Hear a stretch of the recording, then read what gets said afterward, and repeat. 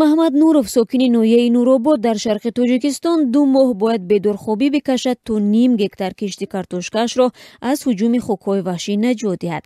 Ин марди деҳқон мегӯяд теъдоди хукҳо аз соли гузашта зиёд шудааст ва ҳар шаб гала-гала шуда ба киштзорҳои картошка ҳуҷум мекунанд.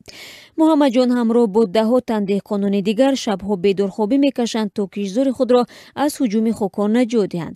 танҳо як шаби бехобӣ захираи солонаи зиндагии маҳмад ва 5 фарзандашро метавонад барбод диҳад. ҳоло дар тоҷикистон замони нашунамои кори деҳқон аст. кишти картошка, гандум ва наход то моҳи август ҷамъоварӣ мешавад ва дар минтақаҳои гуногуни кишвар ҳар деҳқон барои ҳифзи киштзораш ҳадди ақал 2 моҳ бояд бедорхобӣ кашад.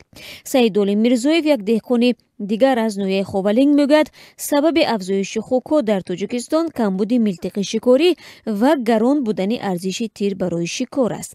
Саидолим дар ноҳияи Ховалинг 5 гектар боғ дорад. Ӯ мегӯяд аз тарси ҳуҷуми хукҳо дигар дар боғаш зироат кишт намекунад. Бо ин вуҷуд ӯ гуфт хукҳо ҳатто себи дарахтҳои боғи ӯро мехӯранд.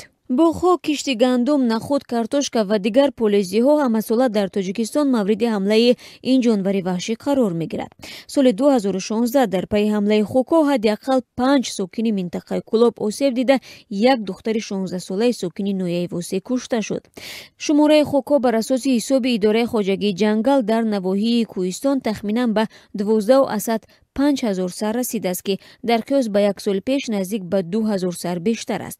ин ҳайвони ваҳшӣ маъмулан чанд бача ба дунё меорад ва аз ҳисоби маҳсулоти кишоварзӣ ва решаи дарахт рӯз мегузаронад.